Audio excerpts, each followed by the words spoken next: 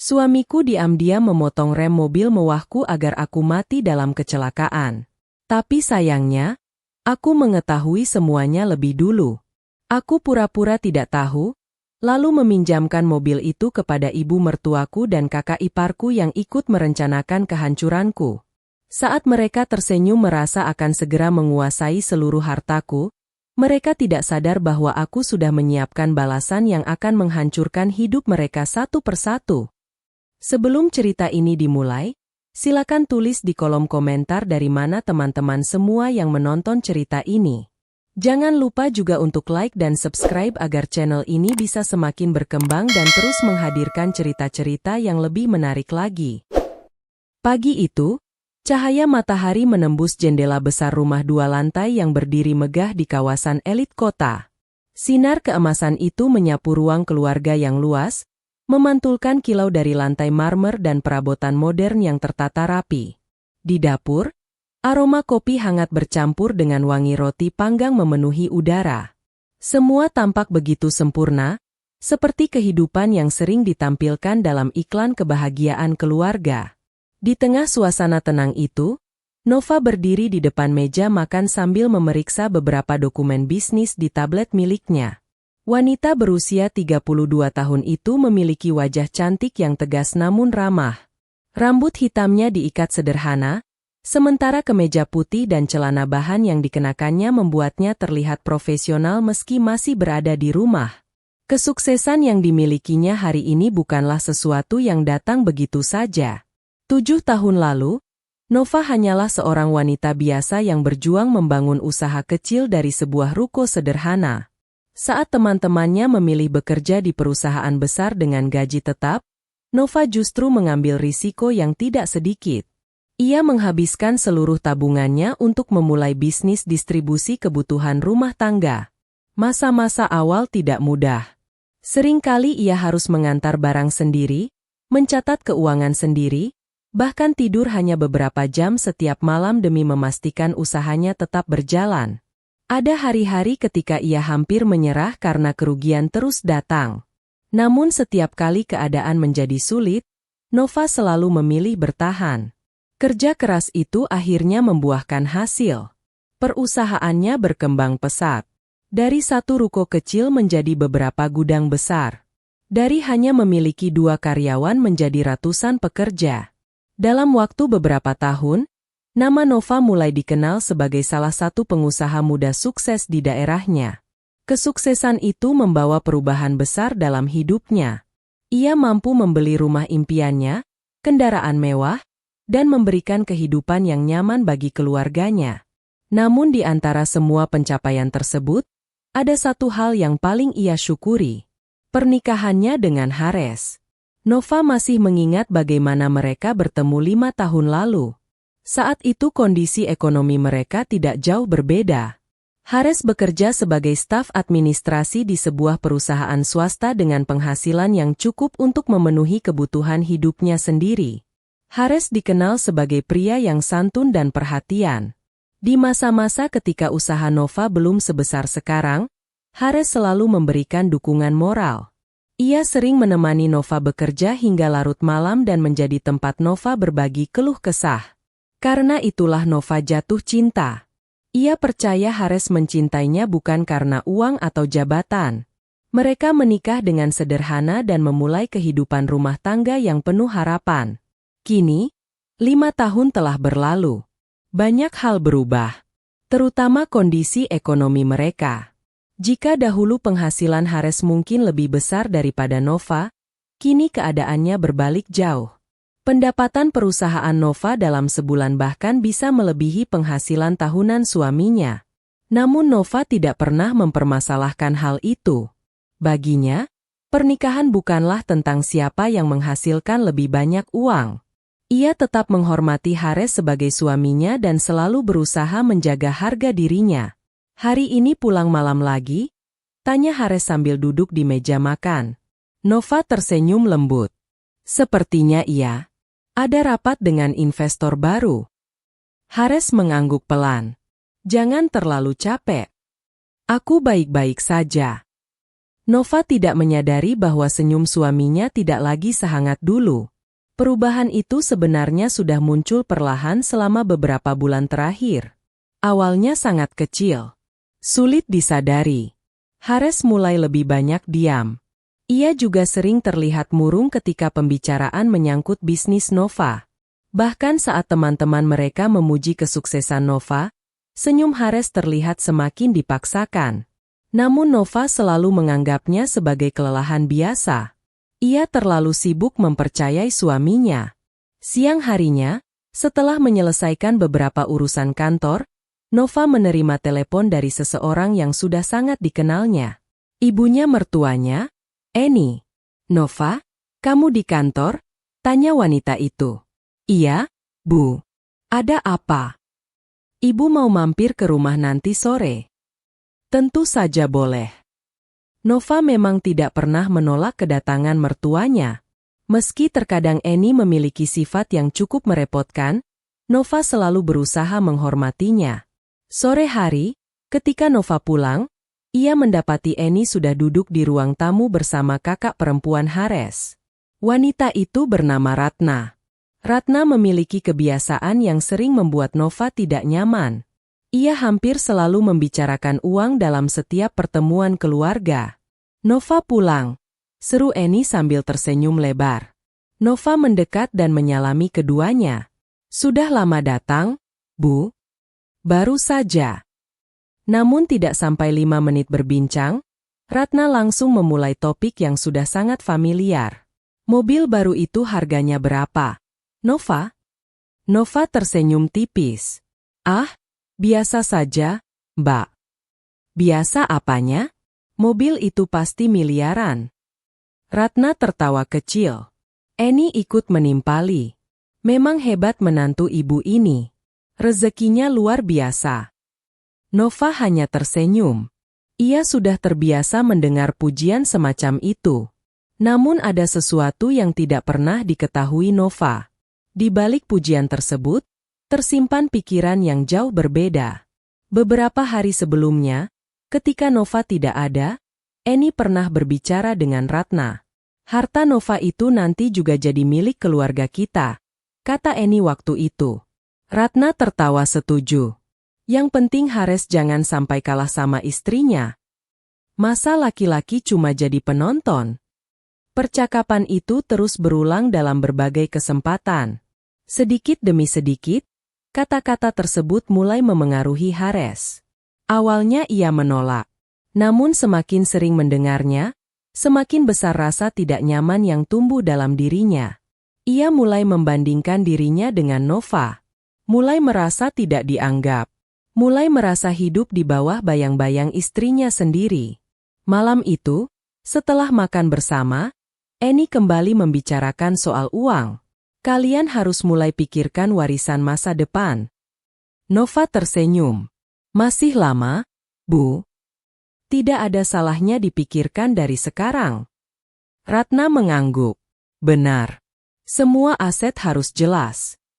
Nova tidak terlalu menanggapi. Baginya pembicaraan itu tidak penting. Namun dari sudut ruangan, Hares hanya diam mendengarkan. Matanya terlihat kosong. Entah apa yang sedang dipikirkannya. Hari-hari berikutnya berjalan seperti biasa. Nova semakin sibuk mengembangkan bisnisnya. Sementara itu, Hares semakin sering menghabiskan waktu sendirian. Kadang ia duduk berjam-jam di teras rumah tanpa melakukan apapun.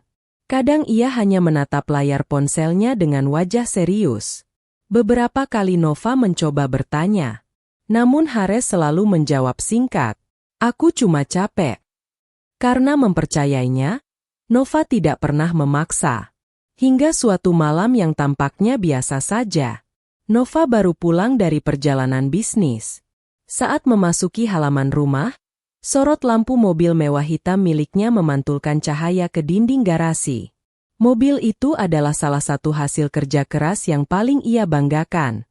Bukan karena kemewahannya, tetapi karena mobil itu menjadi simbol perjuangan panjang yang pernah ia lalui. Saat hendak masuk ke rumah, Nova melihat seseorang berdiri di dekat kendaraan tersebut. Itu Hares. Suaminya sedang menatap mobil itu dalam diam. Tidak bergerak. Tidak melakukan apapun. Hanya menatap. Ekspresi di wajahnya membuat Nova berhenti melangkah. Ada sesuatu yang berbeda. Tatapan itu bukan tatapan kagum. Bukan pula tatapan bahagia. Melainkan tatapan yang sulit dijelaskan. Seolah ada perasaan yang selama ini disembunyikan rapat-rapat di balik senyum seorang suami. Dan tanpa disadari Nova, malam itulah awal dari sesuatu yang perlahan akan menghancurkan kehidupan yang selama ini terlihat begitu sempurna. Namun saat itu, Nova masih berusaha mengabaikan firasat aneh yang muncul di dalam hatinya. Ia memilih percaya bahwa kelelahan pekerjaanlah yang membuat Hares tampak berbeda. Bukankah setiap orang bisa mengalami masa sulit? Bukankah selama ini Hares selalu ada untuknya? Pemikiran itu membuat Nova menepis segala kecurigaan. Hari-hari berikutnya berjalan seperti biasa di permukaan. Nova tetap sibuk mengurus perusahaannya yang semakin berkembang. Jadwal rapatnya padat, perjalanan bisnisnya semakin sering, dan berbagai proyek baru menuntut perhatian penuh. Sementara itu, Hares tetap menjalani rutinitasnya dengan wajah yang terlihat tenang. Tetapi ketenangan itu hanyalah topeng. Di balik sikap normal yang ditunjukkannya kepada Nova, Hares semakin sering menghabiskan waktu bersama ibunya, Eni, dan kakaknya, Ratna. Suatu sore, Hares mengunjungi rumah Eni seorang diri. Rumah sederhana itu berada di pinggiran kota. Begitu masuk ke ruang tamu, ia langsung melihat Ratna sedang duduk sambil menikmati teh. Akhirnya datang juga, ujar Ratna. Eni yang keluar dari dapur segera menghampiri anak laki-lakinya. Kamu kelihatan capek, Res. Hares hanya menghela napas. Aku baik-baik saja, Bu. Ratna tertawa kecil. Kamu masih bilang baik-baik saja? Semua orang tahu sekarang yang dianggap hebat itu Nova. Hares langsung terdiam. Ucapan itu mengenai titik paling sensitif dalam dirinya. Ratna melanjutkan. Kemarin aku ketemu teman lama. Mereka bahkan mengira kamu kerja di perusahaan Nova. Wajah Hares mengeras. Ratna memang sengaja mengungkit hal-hal seperti itu.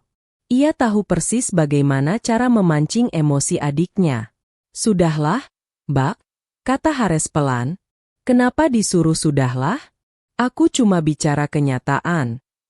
Eni ikut duduk di samping mereka. Kakakmu benar. Hares menatap ibunya. Menurut ibu juga begitu. Kalau boleh jujur, ibu kasihan sama kamu. Kok kasihan? Eni menghela napas panjang seolah sedang memikirkan sesuatu yang berat. Kamu laki-laki. Harusnya kamu yang memimpin rumah tangga. Aku tetap memimpin. Memimpin apa? Ratna memotong. Rumahnya milik Nova. Mobilnya milik Nova. Perusahaannya milik Nova. Semua atas nama Nova. Kalimat itu membuat Hares semakin terdiam. Selama beberapa tahun terakhir, rasa rendah diri memang mulai tumbuh dalam dirinya. Awalnya kecil. Hampir tidak terasa. Namun semakin lama, rasa itu berkembang menjadi luka yang terus menggerogoti harga dirinya. Ia mulai membenci pertanyaan-pertanyaan orang yang selalu membandingkannya dengan Nova. Ia mulai muak mendengar pujian yang diberikan kepada istrinya. Dan yang paling menyakitkan, ia mulai merasa keberadaannya tidak penting. Melihat ekspresi anaknya, Eni kembali berbicara. Kamu pernah berpikir tidak? Kalau suatu hari semua itu bisa jadi milikmu. Hares mengerutkan dahi. Maksud ibu? Ratna dan Eni saling berpandangan. Lalu Ratna berkata dengan suara pelan. Nova itu istrimu? Iya. Kalau terjadi sesuatu pada dia, siapa yang paling berhak atas hartanya? Hares langsung menegakkan tubuhnya. Apa maksud kalian? Eni segera mengangkat tangan. Kami cuma bicara kemungkinan. Tetapi sejak hari itu, benih yang berbahaya mulai tertanam di dalam pikiran Hares. Awalnya ia menolak. Ia mencoba melupakan pembicaraan tersebut. Namun semakin sering ibunya dan Ratna mengulang kata-kata serupa, semakin sulit baginya untuk mengabaikannya. Lambat laun, keserakahan mulai bercampur dengan rasa iri. Dan kombinasi itu menjadi sesuatu yang sangat berbahaya. Sebulan kemudian, Nova semakin sibuk karena sedang mempersiapkan kerjasama besar dengan investor nasional. Dalam waktu dekat, nilai perusahaannya diperkirakan meningkat drastis. Kabar itu membuat Eni dan Ratna semakin bersemangat. Mereka mulai membicarakan masa depan seolah kekayaan Nova sudah menjadi milik keluarga mereka. Suatu malam, saat Nova sedang berada di luar kota untuk urusan bisnis, Hares menerima kunjungan Ratna. Mereka berbicara cukup lama di garasi rumah. Di tempat itulah mobil mewah hitam milik Nova terparkir. Ratna menatap kendaraan itu dengan kagum. Harga mobil ini saja cukup buat beli 3 rumah. Hares tidak menjawab. Ratna mendekat. "Kamu masih ragu?" Hares menatap kakaknya. "Ini bukan hal kecil. Kalau terus ragu, kamu akan selamanya hidup di bawah bayang-bayang Nova." Ucapan itu kembali menusuk harga dirinya. Ratna terus berbicara, menyiram api yang sudah lama menyala di dalam hati adiknya. Dan malam itu, sebuah keputusan yang mengerikan mulai terbentuk.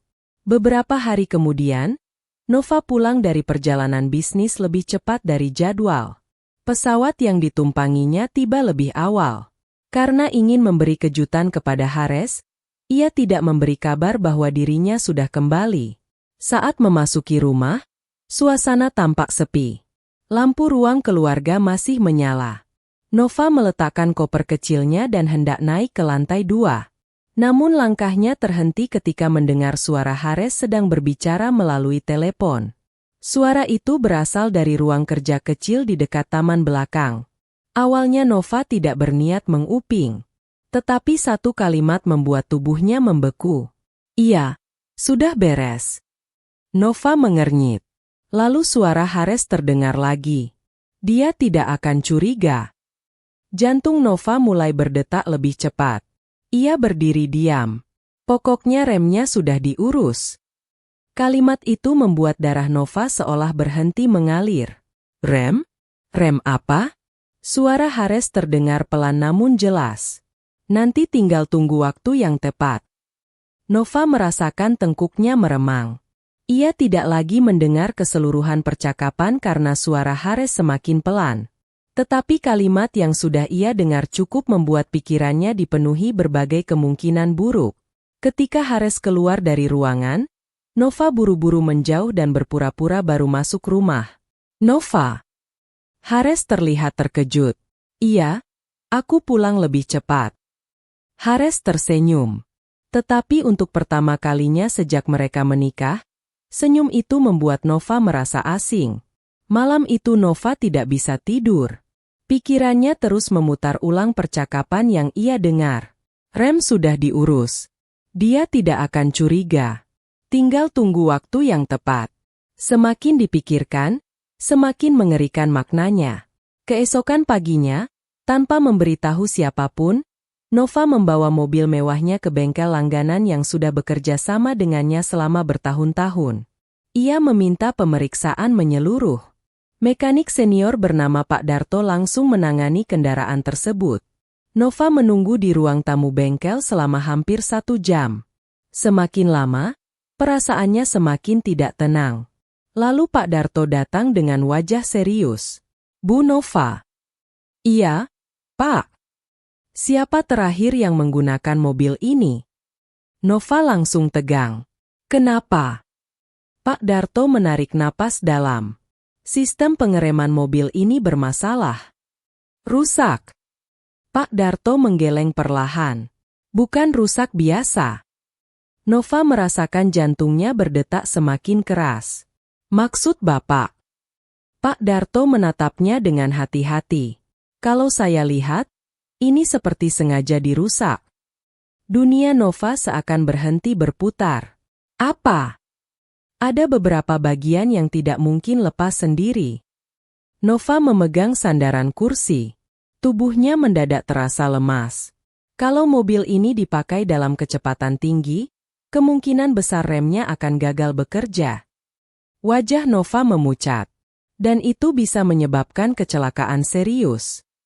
Kalimat terakhir itu menghantamnya seperti palu godam. Dalam hitungan detik, seluruh potongan kejadian mulai tersusun di kepalanya. Tatapan aneh Hares di garasi. Perubahan sikapnya selama berbulan-bulan. Pembicaraan tentang harta. Percakapan telepon yang ia dengar semalam. Dan kini, rem mobilnya benar-benar dirusak. Nova hampir tidak mampu bernapas. Ia ingin menyangkal semuanya. Ingin percaya bahwa ini hanya kebetulan. Namun semakin ia mencoba mencari alasan lain, semakin jelas satu nama muncul di benaknya. Hares, suaminya sendiri. Pria yang pernah berjanji melindunginya seumur hidup. Pria yang pernah ia cintai dengan sepenuh hati. Air mata mulai mengalir di pipi Nova. Bukan karena takut mati. Bukan karena ngeri membayangkan kecelakaan yang hampir menimpanya. Tetapi karena ia akhirnya menyadari sesuatu yang jauh lebih menyakitkan. Orang yang ingin melihatnya mati kemungkinan adalah orang yang setiap malam tidur di sampingnya. Orang yang selama ini ia percaya tanpa syarat. Nova menangis sendirian di dalam mobil yang terparkir di belakang bengkel. Tangis yang tidak pernah ia tunjukkan kepada siapapun. Tangis seorang istri yang baru menyadari bahwa pernikahannya mungkin dibangun di atas kebohongan. Namun setelah hampir 1 jam membiarkan dirinya larut dalam kesedihan, Nova perlahan menghapus air matanya. Tatapannya berubah. Kesedihan itu belum hilang. Rasa sakit itu masih ada. Tetapi di balik semua itu, muncul sesuatu yang baru. Ketekadan. Jika Hares benar-benar merencanakan kematiannya, maka ia tidak akan memberinya kesempatan kedua. Nova menyalakan mesin mobil pengganti yang dipinjamkan bengkel. Lalu menatap pantulan wajahnya sendiri di kaca spion. "Tidak, Hares," bisiknya pelan. "Aku tidak akan memberitahumu bahwa aku sudah tahu." Dan sejak saat itu, Nova memutuskan untuk kembali pulang sambil mengenakan topeng yang sama seperti suaminya. Berpura-pura tidak mengetahui apapun, sambil diam-diam menyiapkan langkah yang akan mengubah segalanya. Perjalanan pulang dari bengkel terasa jauh lebih panjang daripada biasanya. Tangan Nova menggenggam kemudi dengan erat, sementara pikirannya terus berputar memikirkan satu pertanyaan yang belum mampu ia jawab. Kapan tepatnya Hares berubah menjadi orang seperti ini? Apakah semua yang mereka lalui selama 5 tahun terakhir hanyalah sandiwara? Ataukah keserakahan telah mengubah pria yang dulu dicintainya menjadi seseorang yang bahkan sanggup merencanakan kematian istrinya sendiri? Tidak ada jawaban yang pasti. Namun satu hal sudah jelas. Nova tidak lagi bisa mempercayai Hares. Malam itu, ketika ia tiba di rumah, Hares langsung menyambutnya seperti biasa. "Kok pulangnya agak lama?" tanya Hares sambil mengambil tas kerja Nova. Nova tersenyum lembut. "Tadi mampir ke kantor cabang sebentar." "Oh begitu." Hares terlihat santai. Tidak ada sedikit pun tanda bahwa pria itu sedang menyembunyikan sesuatu yang mengerikan. Nova menatap wajah suaminya selama beberapa detik. Wajah yang selama ini selalu membuatnya merasa aman. Kini justru membuat dadanya sesak. Namun ia tetap tersenyum. "Besok aku ada rapat lagi. Jangan terlalu capek." "Aku tahu." Percakapan itu terdengar normal. Sangat normal. Dan justru itulah yang membuat Nova semakin sadar betapa berbahayanya Hares. Pria itu mampu tersenyum sambil menyembunyikan niat untuk membunuhnya. Malam itu Nova berbaring di samping Hares seperti biasanya. Namun untuk pertama kalinya sejak mereka menikah, ia tidak bisa memejamkan mata dengan tenang. Ia menunggu sampai Hares benar-benar tertidur. Barulah ia bangkit perlahan dari tempat tidur. Nova duduk di ruang kerja kecil miliknya. Jam menunjukkan pukul 1 dini hari. Dalam kesunyian malam, ia membuka laptop dan mulai menyusun rencana. Jika ia ingin melawan, ia membutuhkan bukti. Bukan perasaan. Bukan dugaan. Bukti yang tidak bisa dibantah. Karena itu, Keesokan harinya Nova menghubungi seseorang yang direkomendasikan oleh pengacara perusahaannya. Seorang penyelidik pribadi bernama Bima. Pria itu memiliki reputasi yang sangat baik dalam menangani kasus perselingkuhan, penipuan, hingga penggelapan aset. Mereka bertemu di sebuah kafe yang jauh dari kantor maupun rumah Nova. Bima mendengarkan seluruh cerita tanpa menyela. Ketika Nova selesai berbicara, pria itu terlihat serius. Jadi ibu menduga suami ibu mencoba mencelakai ibu. Nova mengangguk. Aku tidak punya bukti lengkap. Tapi aku menemukan rem mobilku dirusak. Bima berpikir beberapa saat. Lalu apa tujuan ibu? Nova menatap cangkir kopinya. Aku ingin tahu semuanya. Termasuk jika kenyataannya lebih buruk dari yang ibu bayangkan. Nova mengangkat pandangan. Justru itu yang harus aku ketahui. Bima mengangguk pelan. Saya akan mulai bekerja. Sejak hari itu, permainan yang sesungguhnya dimulai. Sementara Bima melakukan penyelidikan, Nova juga mulai mengambil langkah-langkah lain. Ia memasang perangkat perekam suara di beberapa lokasi strategis dalam rumah. Bukan di kamar pribadi, melainkan di ruang keluarga, ruang kerja, dan area yang sering digunakan untuk berbicara.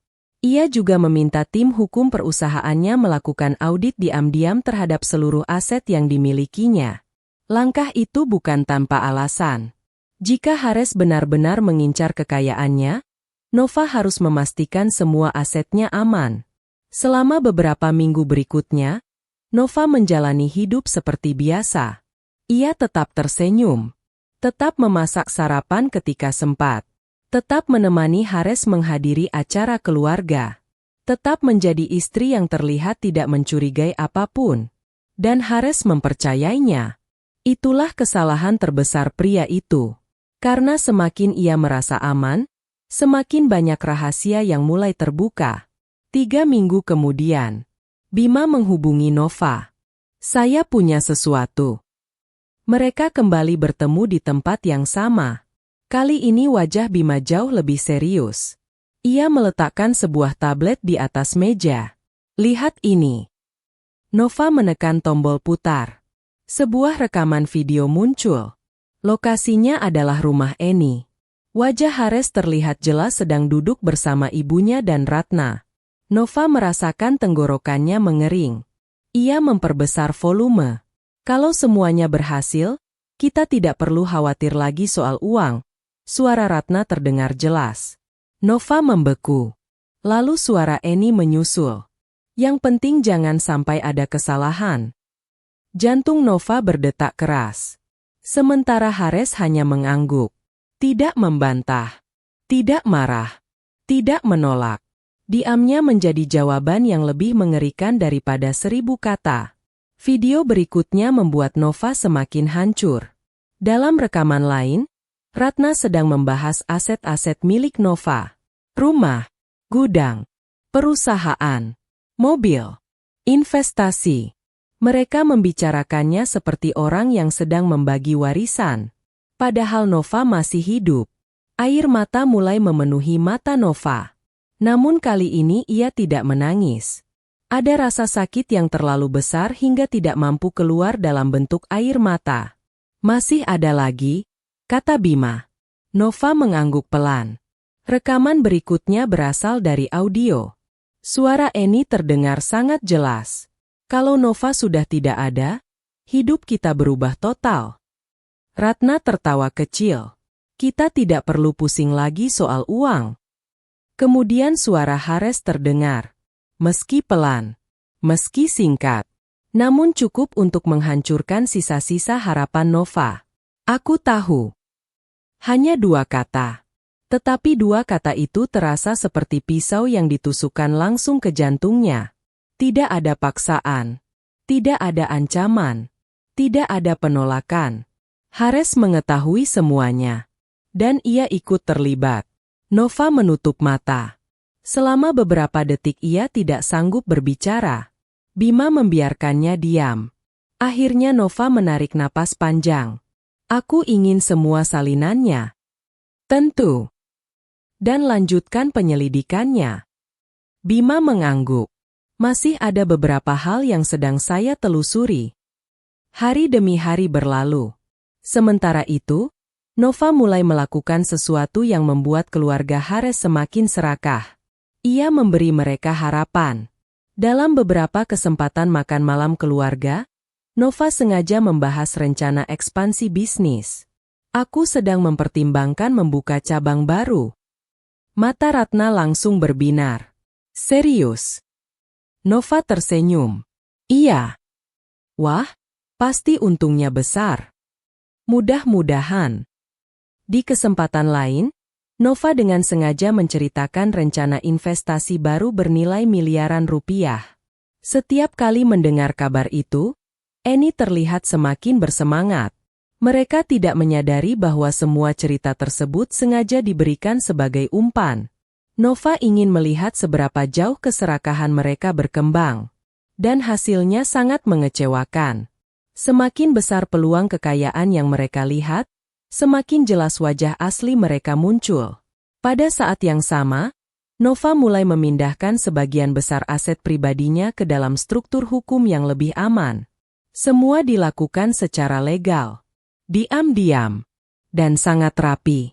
Jika suatu hari Hares berharap mendapatkan kendali atas kekayaannya, pria itu akan menemukan kenyataan yang jauh berbeda. Nova tidak akan membiarkan hasil kerja keras bertahun-tahun jatuh ke tangan orang yang mencoba membunuhnya.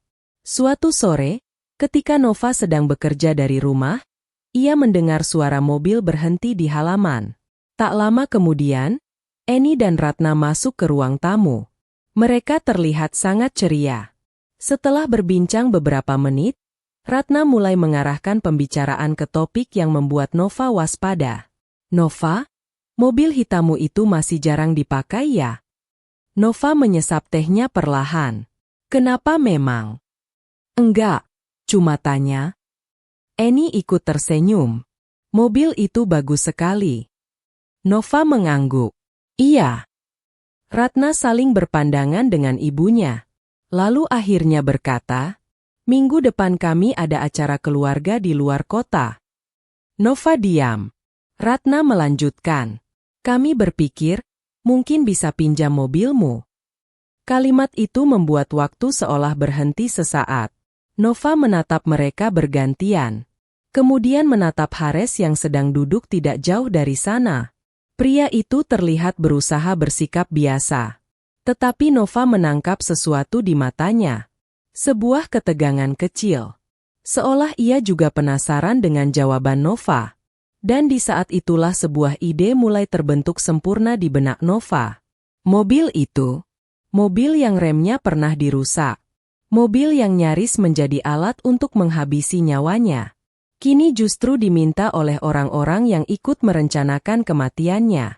Nova menahan senyum yang hampir muncul di bibirnya. Tidak ada seorang pun di ruangan itu yang mengetahui satu fakta penting. Rem mobil tersebut sudah diperbaiki sepenuhnya sejak lama. Mobil itu kini berada dalam kondisi sempurna. Namun permintaan tersebut membuka peluang yang tidak pernah ia bayangkan sebelumnya. Peluang untuk melihat bagaimana orang-orang itu bereaksi ketika berhadapan dengan ketakutan yang mereka ciptakan sendiri. Nova lalu tersenyum hangat.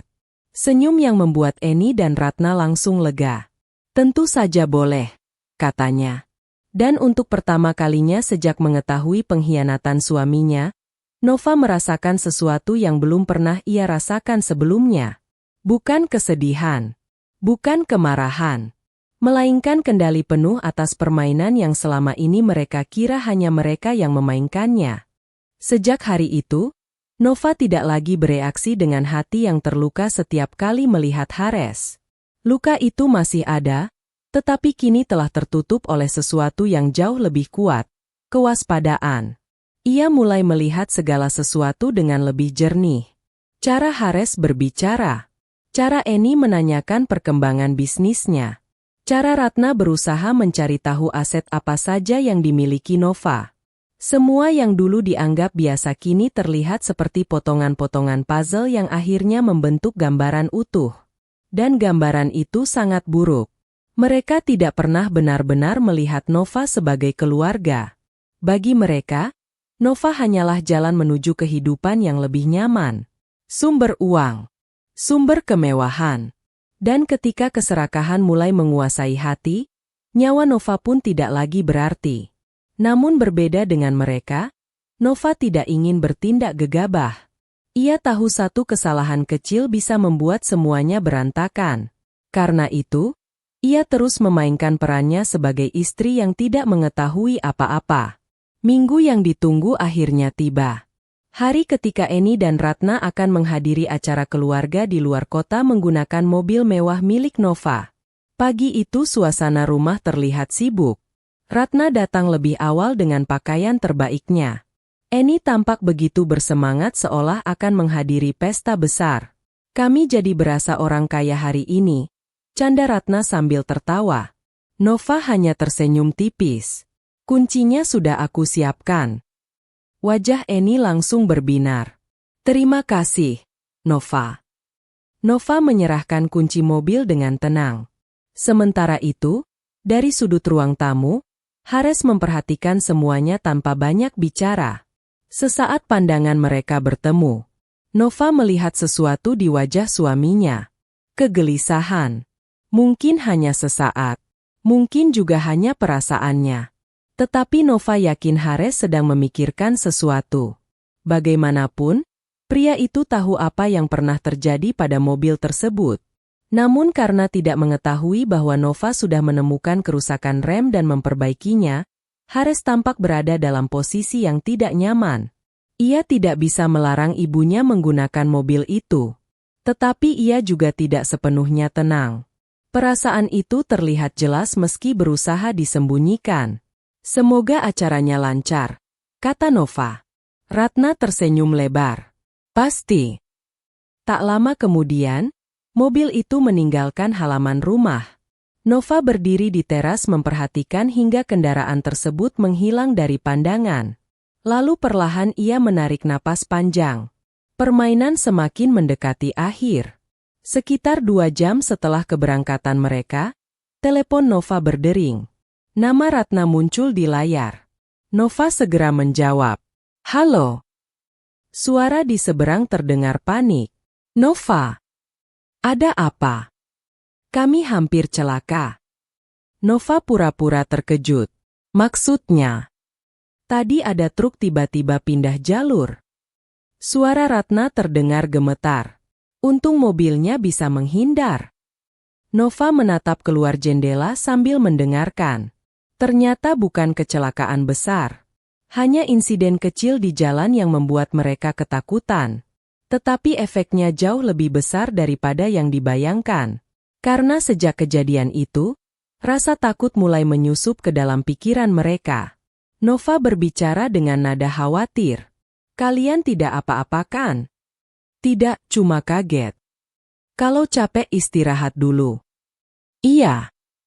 Setelah sambungan terputus, Nova tersenyum tipis. Bukan karena menikmati ketakutan mereka, melainkan karena ia tahu sesuatu. Orang-orang yang pernah merencanakan kematian orang lain seringkali tidak siap menghadapi bayangan kematian itu sendiri. Sementara Eni dan Ratna berada di luar kota, Bima terus menjalankan penyelidikannya. Dan hasil yang diperoleh semakin mengejutkan. 2 hari kemudian, Nova kembali bertemu dengan penyelidik itu. Kali ini mereka berada di ruang kantor pengacara pribadi Nova. Bima membawa beberapa dokumen tambahan.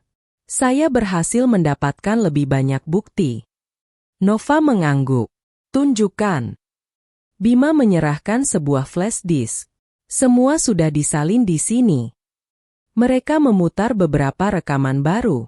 Dalam salah satu rekaman, suara Ratna terdengar sangat jelas.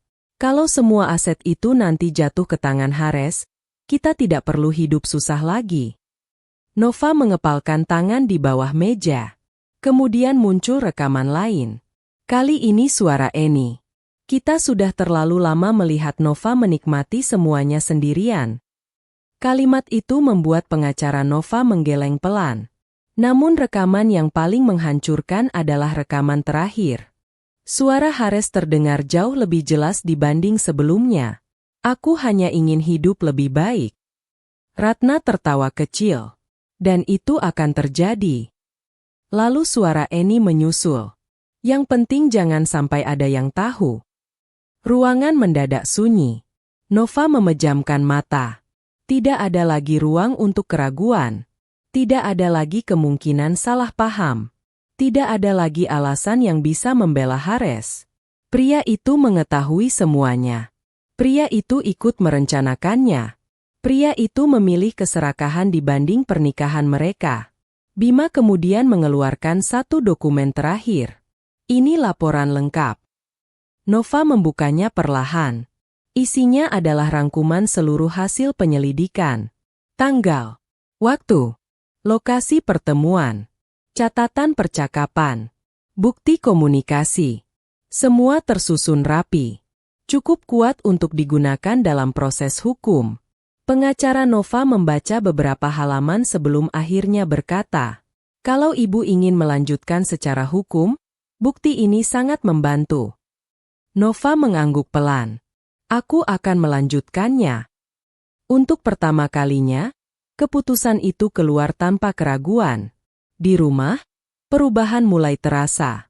Bukan pada Nova, melainkan pada Hares. Pria itu mulai tampak gelisah. Awalnya hanya hal kecil. Ia sering memeriksa ponselnya. Lebih mudah marah. Dan beberapa kali terlihat memasuki ruang kerja Nova ketika mengira tidak ada orang di rumah. Nova memperhatikan semuanya. Suatu malam, ia sengaja berdiri di ujung lorong dan melihat Hares keluar dari ruang kerjanya. Saat melihat Nova, pria itu tampak terkejut. "Kamu belum tidur?" Nova tersenyum. "Belum." "Oh, kamu dari ruang kerjaku." Hares langsung menjawab, "Aku cuma cari charger." Nova mengangguk santai. "Begitu." Padahal ia tahu Hares sedang mencari sesuatu. Dokumen, aset, informasi keuangan. Apapun yang bisa memberinya gambaran mengenai kekayaan Nova. Sayangnya, semuanya sudah terlambat. Sebagian besar aset penting telah dipindahkan ke struktur kepemilikan yang lebih aman. Akses terhadap berbagai dokumen juga telah dibatasi. Bahkan jika Hares mencoba mencarinya sekarang, ia tidak akan menemukan apa yang diharapkannya. Dan itulah yang mulai membuatnya panik. Seminggu kemudian, Nova mengambil langkah berikutnya. Langkah yang akan membawa semuanya menuju puncak. Ia mengirim pesan ke grup keluarga besar. Isinya sederhana. Nova mengundang seluruh keluarga untuk menghadiri acara makan malam khusus di sebuah hotel mewah akhir pekan nanti. Alasannya terdengar menggembirakan. Ia mengatakan ingin menyampaikan kabar penting mengenai masa depan bisnis dan keluarganya. Pesan itu langsung mendapat banyak respons.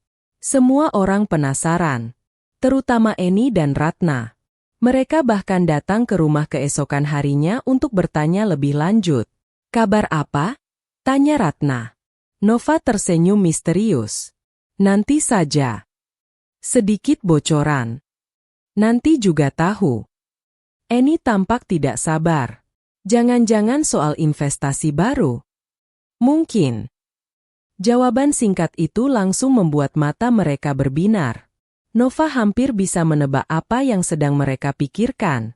Mereka pasti membayangkan pembagian aset, pewarisan, atau mungkin pengumuman yang membuat mereka semakin dekat dengan kekayaan yang selama ini mereka incar. Padahal kenyataannya sangat berbeda. Malam demi malam berlalu. Dan semakin dekat hari acara itu berlangsung, semakin besar harapan yang tumbuh di dalam diri Hares, Eni, dan Ratna.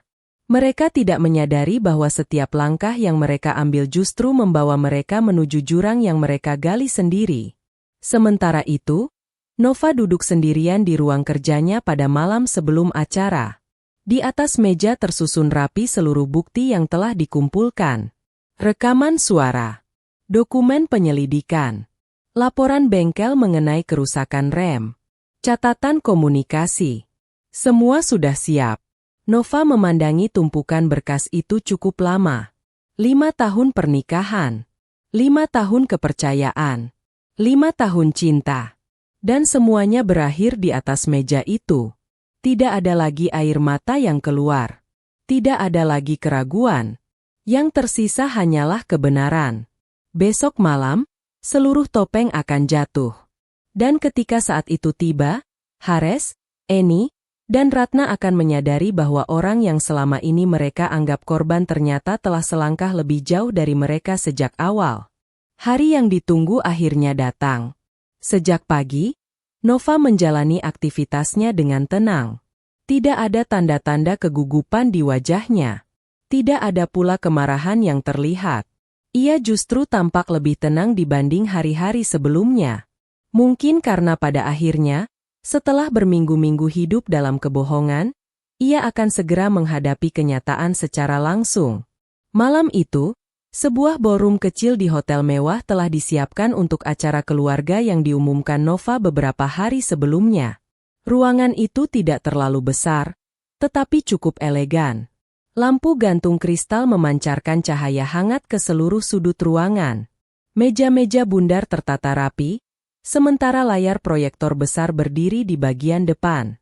Satu persatu anggota keluarga mulai berdatangan. Paman, bibi, sepupu, hingga kerabat jauh yang jarang bertemu ikut hadir karena penasaran dengan undangan Nova. Sebagian besar mengira Nova akan mengumumkan ekspansi bisnis besar. Sebagian lainnya menduga Nova akan membagikan kabar bahagia tentang investasi baru. Namun tidak ada seorang pun yang mengetahui tujuan sebenarnya dari acara itu. Terutama Hares. Pria itu datang mengenakan jas hitam yang rapi. Dari luar, ia terlihat seperti suami sukses yang mendampingi istrinya menghadiri acara penting. Di belakangnya, Eni dan Ratna juga datang dengan wajah cerah. Mereka tampak bersemangat. Harapan terlihat jelas di mata mereka. Nova memperhatikan semuanya dari kejauhan. Tatapannya tenang. Terlalu tenang. Acara besar juga ya? Ujar Ratna sambil melihat sekeliling. Eni tersenyum. Makanya ibu bilang, pasti ada pengumuman penting. Hares hanya mengangguk. Meski demikian, ada kegelisahan yang masih tersisa di dalam dirinya. Beberapa minggu terakhir ia merasa Nova berubah. Bukan berubah menjadi dingin. Justru sebaliknya. Nova terlalu tenang. Terlalu santai. Dan itu membuatnya tidak nyaman.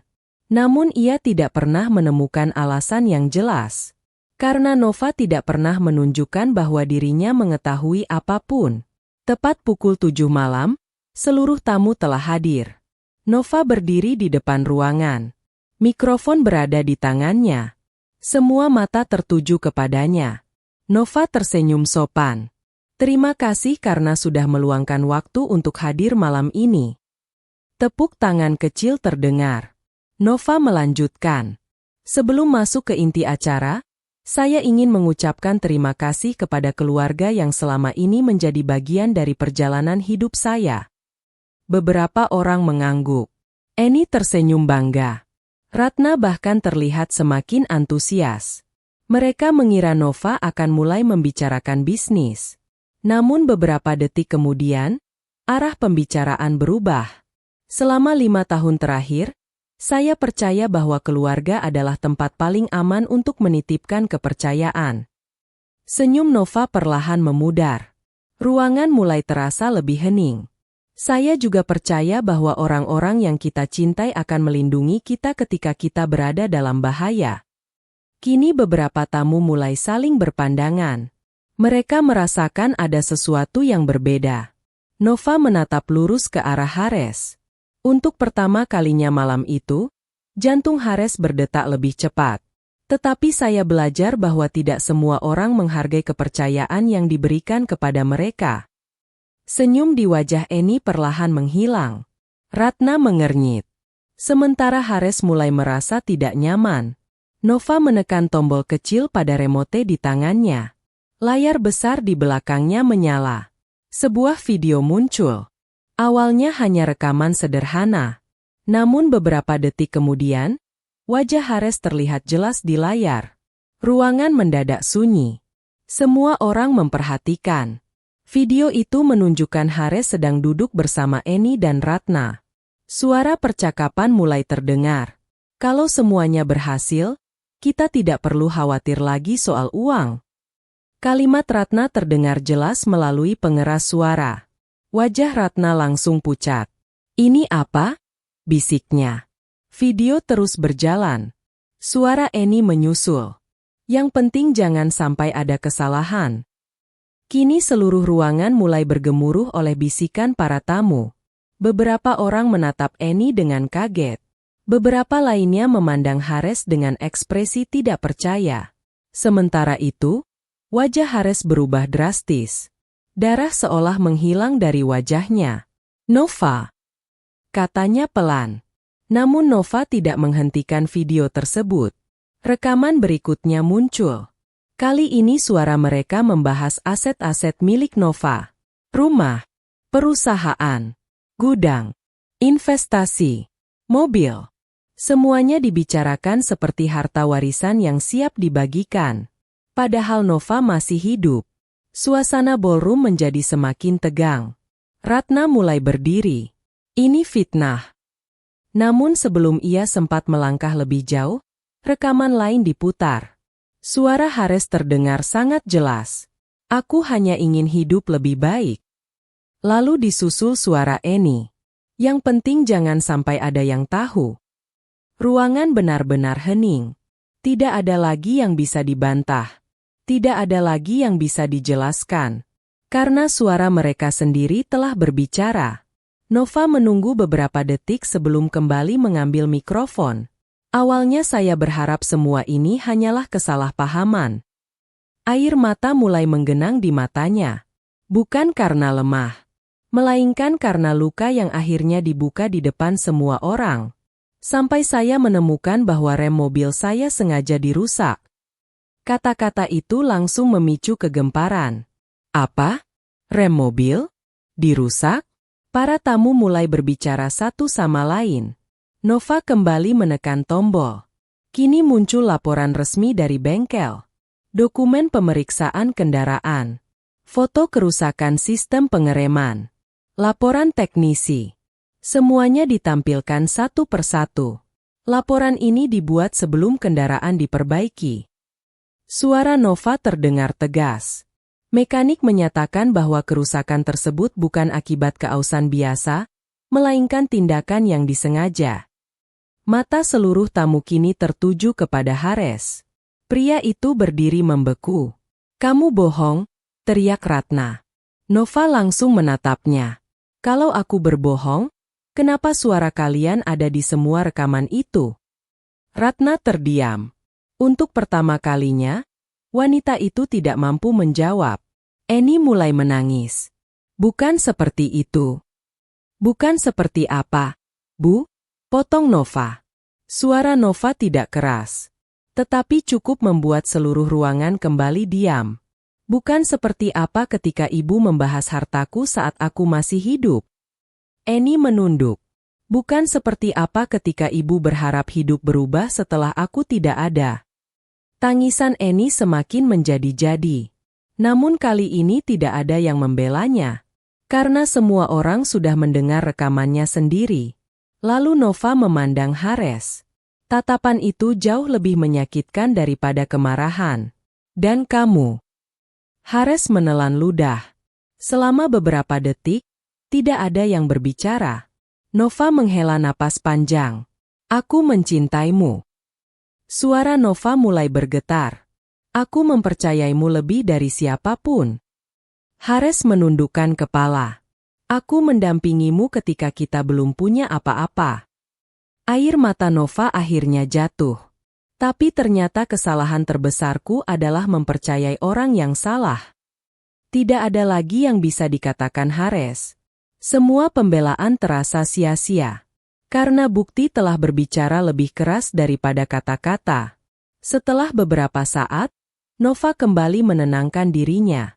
Lalu ia mengeluarkan satu dokumen terakhir. "Saya juga ingin mengumumkan sesuatu malam ini." Semua orang kembali memperhatikan. Nova mengangkat dokumen tersebut. Gugatan cerai terhadap Hares sudah didaftarkan. Ruangan kembali bergemuruh. Wajah Hares langsung berubah. Nova, tunggu. Aku sudah menunggu cukup lama. Nada suara Nova tegas. Terlalu lama. Hares mencoba melangkah mendekat. Namun Nova mundur satu langkah.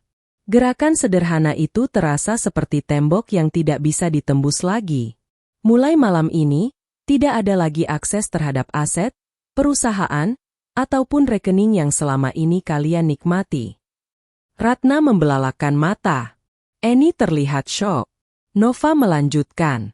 Seluruh pengaturan hukum sudah selesai dilakukan beberapa minggu lalu. Kalimat itu menghancurkan harapan terakhir mereka. Semua yang selama ini mereka incar ternyata sudah tidak bisa disentuh. Keserakahan yang mereka bangun selama bertahun-tahun berakhir dengan tangan kosong. Malam itu menjadi malam yang tidak akan pernah dilupakan keluarga tersebut. Bukan karena mereka memperoleh kekayaan, melainkan karena mereka kehilangan segalanya. Hares kehilangan istrinya, kehilangan reputasinya. Kehilangan masa depan yang selama ini ingin direbut dengan cara licik. Eni kehilangan menantu yang selama ini menjadi penopang hidupnya. Ratna kehilangan semua kemudahan yang selama ini dinikmatinya. Dan yang paling menyakitkan, mereka kehilangan kepercayaan seluruh keluarga besar. Semua akibat perbuatan mereka sendiri. 3 bulan kemudian, proses perceraian berjalan lancar. Nova kembali fokus membangun bisnisnya. Tanpa drama, tanpa gangguan, tanpa orang-orang yang terus menguras energi dan kepercayaannya. Suatu pagi, ia berdiri di depan gedung kantor pusat perusahaannya. Matahari baru saja terbit. Cahayanya memantul di dinding kaca gedung yang menjulang tinggi. Nova menatap langit yang cerah. Ada ketenangan yang sudah lama tidak ia rasakan. Luka itu memang pernah ada. Pengkhianatan itu pernah menghancurkannya. Tetapi semua itu kini telah menjadi bagian dari masa lalu. Nova tersenyum kecil. Untuk pertama kalinya setelah sekian lama, ia tidak merasa kehilangan apapun. Justru sebaliknya, ia merasa mendapatkan kembali dirinya sendiri. Karena pada akhirnya, orang-orang yang berusaha menghancurkan hidupnya tidak pernah benar-benar berhasil. Mereka justru menghancurkan hidup mereka sendiri melalui keserakahan yang tidak mampu mereka kendalikan. Dan sementara mereka harus hidup dengan konsekuensi pilihan mereka, Nova melangkah menuju masa depan yang baru dengan kepala tegak, hati yang lebih kuat, dan kehidupan yang akhirnya benar-benar menjadi miliknya sendiri.